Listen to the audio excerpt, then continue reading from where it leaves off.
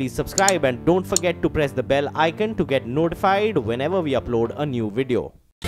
Celebrating 16 years of Young Turks. Hello and welcome to Young Turks, India's longest running show on startups and entrepreneurship. I'm Shireen Bhan. At Young Turks, we've been long-time partners of Sheroes, an online women's-only career and community platform. So on the show today, we take a look at what this 5 million-strong community is all about. Real women, real stories. So a woman can come in and Sheroes is pretty much her super app. Brown boys guide to gender. Boys have been guiding gender for centuries now. Let girls guide gender now. We don't need to treat women like men, because I'm a woman, I don't want to be a man. And we need to stop the narrative that it's hard for women to get funded, because there's millions of women who get funded all the time, and I got funded. Do not start with the agenda of, I want to be a rich and famous blogger. I always say, step back and think about the one thing you do for the rest of your life if no one paid you to do it. Make that your career.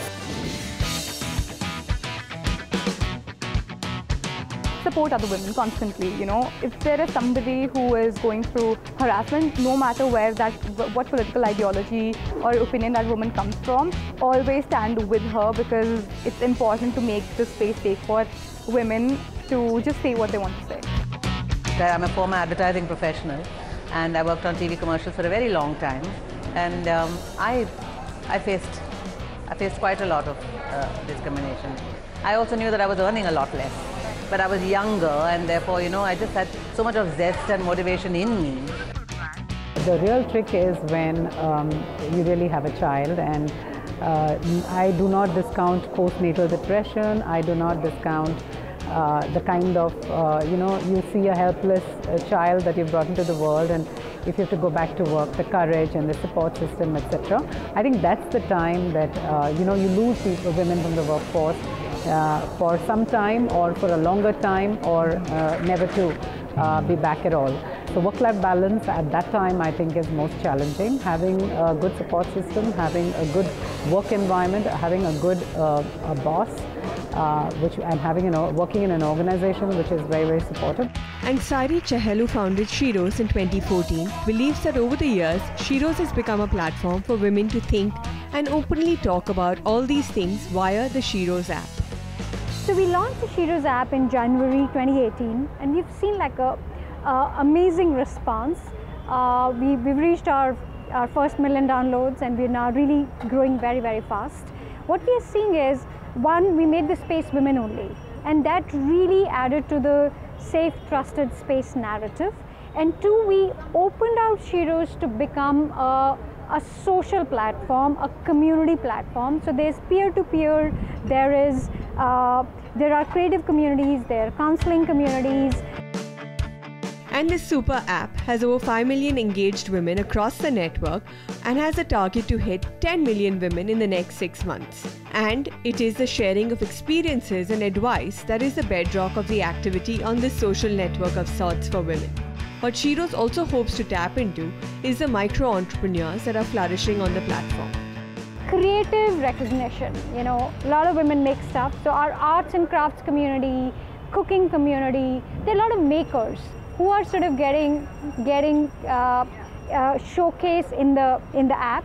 And then there's a community called Bazaar, where women are selling. Women are making products and they're selling products. And it's peer-to-peer, as they call it, peer-to-peer commerce these days. But how and when does Sairi plan on monetizing this social network? Our monetization comes from 4 or 5 levers we've created. So one is the entire access to women as a platform. So brands are sort of working with us. We're co-curating a lot of conversations. And then, of course, there are levers within this. We run the remote network, which is a separate platform, but it feeds off the main Sheroes app. We have about 3,000 women on that remote platform. We also still continue to work with enterprises, which is our historical legacy products. And the team at Sheroes believes these are only the first steps towards building a women's internet in a post-Geo, post-Facebook world, bolstered from time to time by offline events to engage with their community. The 6th Sheroes Summit, which took place across Bengaluru, Chennai, Trivandrum, Mumbai and Delhi, put the spotlight on best practices at work, issues around diversity with a focus on how the digital revolution and social media can be used as an empowering force for women. In Bengaluru, young Turk and founder of Clay, a chain for play schools and daycare centers, took the stage to share her journey from the corporate world to entrepreneurship. I grew up in a middle-class family. My father worked in the Air Force. My mom was a teacher. She turned a stay-at-home mom when me and my sister, who were two daughters, but she was fiercely ambitious for us, which meant that I became an engineer and she became a doctor. I hated coding, and I really liked interacting with people. So given I didn't know what to do then, went on to do an MBA because that's what all good engineers do, and didn't know what to do at the end of that. So took up the first job that came along, which was a consulting job, and it seemed ambiguous enough. And I ambled through this process, and I realized I was doing really well career-wise, right? And along came this child at 30, and I said, you know, I want to look after him, and I love him to bits, but I love what I do, and how do I balance these two? And in the middle of all of this, when he was 9 months old, I decided to throw in a little bit more madness and said I will do my second MBA. And when I went back, the first exercise they made us do in B school was write out they said write your eulogy, which is really what people will read when you're dead. And it also brought me back to the fact that what I did, while I was really good at, it wasn't truly my calling in life. So given I was struggling with being a mom and working and trying to balance those two, so the fact is that I wrote the plan saying how do we get women back to work, should they choose to. So it is a feminist movement, but it is a choice-based feminist movement, where you say that if you are someone who's good at what you do, you enjoy it, and you want to be a good mom, what you look for is a credible option to look after your children. I lived in London at that time, didn't have the parental support, had a husband who lived in Nigeria and was working there. So childcare came to my rescue, and to that extent, I said, how do we make this scalable? And so I then decided that, how do I get something like this going? Wrote the plan, got funding from LBS's seed fund, and it was 35 days from the time I wrote the plan to when I got funding. And then I said, shit, I have to do this now. And I told you, Arjun, my older one, was 9 months at that point, and I was pregnant with my second one. So I chose not to do it at that point. And then in 2011, we moved back. And my younger one, Adi, was the first student at Clay. So that's the story of Clay. I mean, we've done a reasonably good job. We have 7,000 children. They're 7 years old. We hire 2,000 women. So we also are a secondary employer of women. And that gives me an incredible amount of pride. But statistically, India is one of the lowest employers of women. We are at 24% women workforce participation. What struck us was that how do we enable more women entrepreneurs like ourselves? So today we're launching a product, and Sheroes Bangalore is the place where we're launching it, which is called Creche in a Box. And this really got triggered from the fact that there was a maternity bill that came about last year, which spoke about the fact that all companies had to provide access to a creche if they employed more than 50 people. So we are saying, should we be creating that capacity, or can we enable more women entrepreneurs to do this? So we're trying to think about how do we give them the know-how that we have, the struggle that we've gone through, provide them the support in terms of working with corporates, compliances, etc. And while the Maternity Benefit Act, which mandates 26 weeks of paid maternity leave, along with the mandatory provision of daycare facilities in all organizations that have over 50 employees, is a shot in the arm for Clay and for women working in large organizations, there have been rumblings from certain quarters on the implication of this mandate on hiring women, especially when it comes to SMEs and startups. Recruitment and online jobs portal Team Lease said in a recent report that the net effects of the maternity law are likely to be negative, with potential job losses of between 1.6 to 2.6% across sectors in FY19.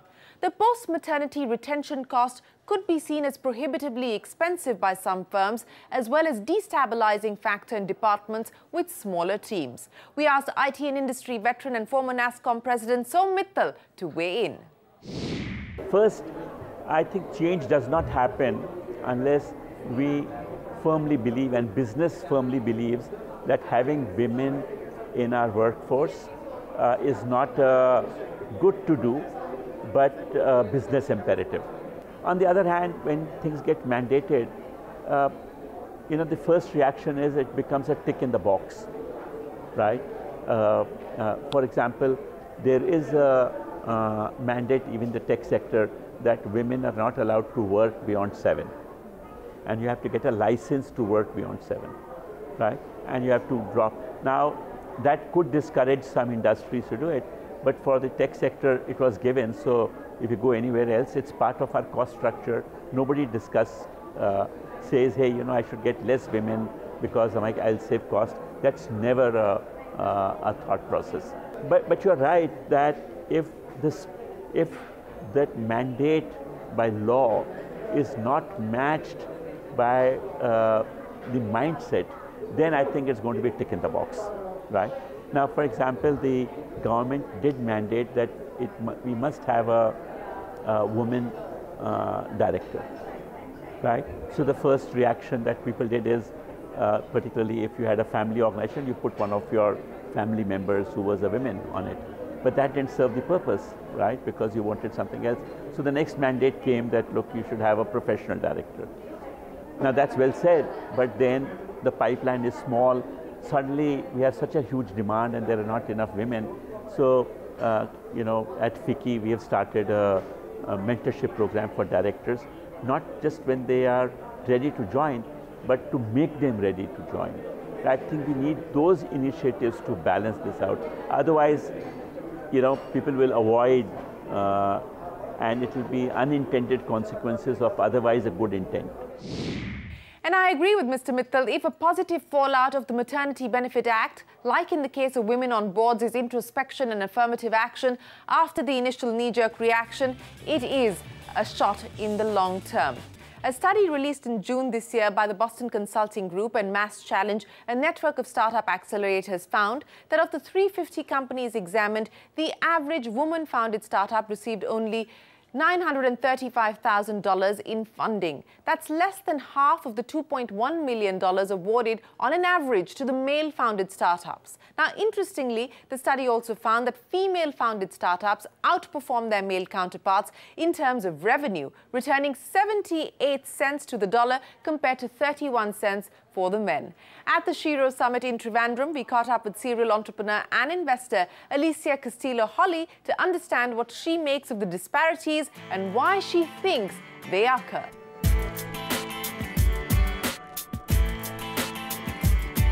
If you're a guy and you go and look for funding and you get feedback, you don't get back home thinking, oh, they don't like me because I'm a guy.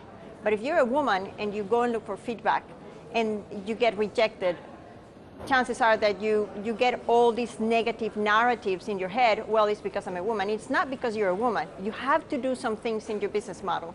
But the communication is very hard for a woman because people tend to be more caring, more collaborative, so they don't give them the feedback that they need because they don't want to make them feel bad. And in turn, it takes them a long time to improve their model. So that's one of the biases that I see. So we don't need to treat women like men, but we just need to be aware of that difference. And we need to stop the narrative that it's hard for women to get funded, because there's millions of women who get funded all the time. And I got funded. And I got all the funding that I needed because I knew how. So it's more about knowing how and overcoming those barriers that are not gender specific. This is about competence. And the other thing is that most people, most researchers, most scholars, these are PhDs studying this, tend to think that women want to run smaller businesses, and that's not the case. Women want to run larger businesses, but this negative feedback about communication creates the perception that I'm not going to get a loan for $500,000, I'm going to try to get a loan for 100, because they don't know, again, they don't know the language, they don't know the rules.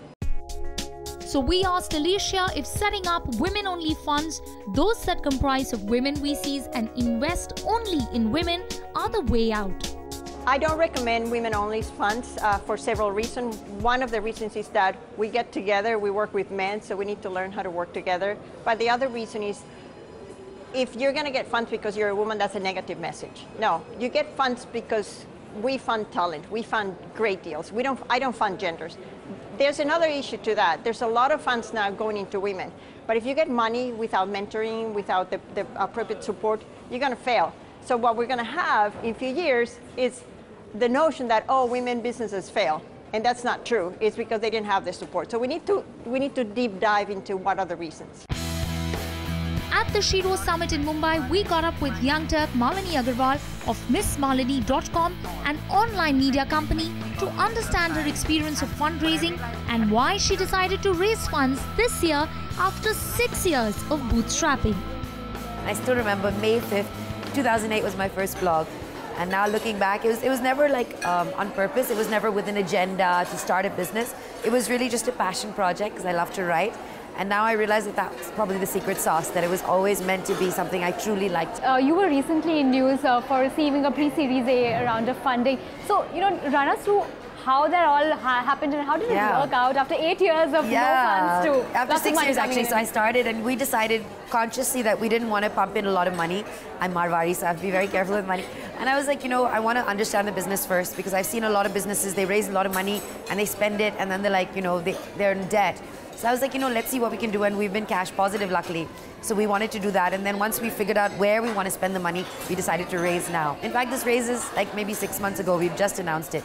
And we raised it from Arias and NEA because they really understand the value of influencer-led content and community. But tell us what it takes to bring a personal brand like this online. No, honestly, it takes a lot. It takes a lot of my personal space and time. Everyone laughs at me for always being on the phone, but I tell them, I live in the virtual world as much as I do in real life. And making a genuine effort to be yourself there and not just pretending to be someone or saying things that people want to hear. How do you think these themes that you write on have evolved over the last couple of years? I started the Girl Tribe, and that's really been the most amazing thing in my life, to have this on social media, where social media, it was meant to be a space where you could come and connect with people that you could never in real life. You can't have 13,000, 1 million friends in real life, but online you can. But somewhere along the way, we made it very shallow. And you just feel bad looking at other people's feeds, and you feel like you have to portray this perfect life, but that wasn't the purpose, And with Girl Tribe, I feel like we're actually having real conversations, and I feel like this is the evolution now, Ms. Malini. So from this point, how do you look at scaling this up? In terms of views, in terms of content, what's going to change? So, there's so many more people coming online, and thanks to Geo, a whole vernacular audience who's very ahead of its time, aware of culture, wants to, interact with the world, but they haven't had internet. So we're definitely going to launch Hindi, various regional languages. We're going to come up with a tool that's going to be very helpful for Girl Tribe, for people to connect. We're actually now not just appealing to people as their gossip source. It used to be that we were just your gossip source, Bollywood news, but now we want to be like a 360. You can come to us for love advice, for financial, where to work, your friends, your mental health. In terms of growth, is it a double-digit growth that you're seeing? Very happy to say we're like XXX. We keep moving 3 times the pace, and I think it's because we sort of cracked the content code. We've done it well. We don't just put up content for the sake of it.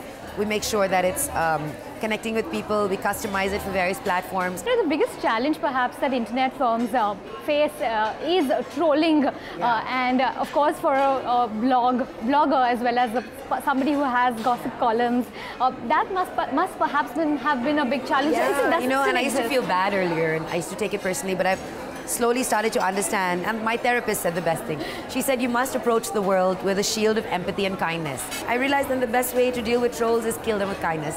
Say, the opposite of love is not hate. The opposite of love is indifference. So the fact that you came means you still felt something about it. Just one last question on what kind of advice do you give people who want to start out on their own, who want to be bloggers? So the biggest piece of advice I give everyone is do not start with the agenda of I want to be a rich and famous blogger. In fact, never do anything like that. I always say step back and think about the one thing you do for the rest of your life if no one paid you to do it. Make that your career. And it was exactly this need to find a passion that propelled RJ Meha to quit her job as a digital marketer. I was working for a corporate company as an e-commerce marketing person, and it wasn't going very well. And I was fighting tooth and nail to be a performer because one of bachpan se is the sort of inbred in you that you have to ace whatever you're doing. When I realized that if you're not a guy in this job, you're probably not going to be out there. So all of that suddenly changed when I came across one of my friend's friend happened to meet me, and I think I was ranting about, there was a case that happened around sexual harassment, and I was in a party, and I think I was the loudest one in the group, and he's like, listen buddy, I think you could do the job that I do. And he's also a radio jockey. And one thing led to the other. I somehow found a very natural calling in this organization. And truth be told, when it comes to putting your voice out there, very often most of the times it's not gender specific. I think you just need to go really deep inside, find out why you do this and what about you is really working. I'm not asking you to put an algorithm there. I'm just saying find your true honest version. And somehow I have seen it to always work. And also not take yourself too seriously. Because if you start doing that, you will stop having a sense of humor about yourself, and that really takes away the whole fun out of just being this RJ person, according to me. Finding a voice, adding perspective, and doing it for an audience of millions at a go. We caught up with 3 slam poets, Navaldeep Singh, Aranya Johar, and Pooja Sachdeva to find out what it takes to build a personal brand online and how they deal with the backlash. You want to write to go viral, you will not go viral. You want to write good poetry, you might go viral, you might not go viral. Hacks to become a good poet or hacks to become a viral poet. Now there are two things which one do you want to know? Virality, write what is in trend, write for days. Like supposedly it's Independence Day poem or a Rakhi poem or a Mother's Day special or anything that can, get you the numbers that people want to listen at that point of time. Content mein thoda compromise karke dekho, you will get viral. Just compromise on your content and you'll get viral. When you start writing with the intention of going viral, things will not work out for you the way they worked out for them. So Aranya is the benchmark for viral when it comes to spoken word poetry. And it was the first show, it was the 6th of March 2017, I clearly remember. And the first time we were doing such a show, Anirez was nothing back then. We had 2 cameras set up and we were just shifting cameras here and there, just trying to record the footage. And that show, everyone just performed and no one ever knew that the video was going to go up. 3 days after that, that Aranya's poem went up. And that poem did wonders, like crossing 1 million in a day or 2. And that was the time we got to know that Aranya never wrote it to become viral. She just wrote the poem, she performed the poem, she never knew that the video was going to go up. And look where she is now. Having a unique voice definitely really helps because it makes it easier for people to identify you and know it's you and know your work and identify your content easily. And have a personality that is easy to engage with. The more perceptive you are and the more receptive you are as well helps people to talk to you. And I think social media has made it really easy to talk to people online and have a conversation over the world. So the easier you make yourself approachable, the better it is. I think you should be able to connect with your work but also have, opportunity for other people to connect with your work personally. So the minute it's personal to you, it gives the opportunity for other people to connect with it at an interpersonal level as well. You definitely need to be well-read, you need to keep yourself updated with the news and have an opinion that matters, backed by facts, because you need to realize you're influencing people every time you put up an Instagram story, a post, videos. There are people listening and forming opinions based on what you say. So you definitely have to be very well-read. As much hate as I get double, quadruple, triple, multiple amount of times more the support. And people telling me that I can't talk about this story, but can you talk about this story for me? And the fact that I've created that connection with an absolute stranger is what matters to me, and that helps me channel through all the negativity. But building an online presence and making it a career is not easy. So slam poet Pooja has this to say. Have some sort of savings, because let's be practical, you need some money to start something of your own or to fall back on. Second, take few people into confidence, take your parents or friends, somebody, because alone one day you will be tired and you will give up. So you should have some people around you who can motivate you. So finances, your people, and third, plan B. You should have a plan B because what if it is not working? You should have something to fall back on. It's simple. Well, with that, it is time for us to wrap up this edition of Young Turks. Tell us what you thought of the show. You can write into us, youngturks@nw18.com. You can also ping us on Facebook and Twitter. Our Twitter handle is @CNBC Young Turks. For now, from all of us here, goodbye and many thanks for watching.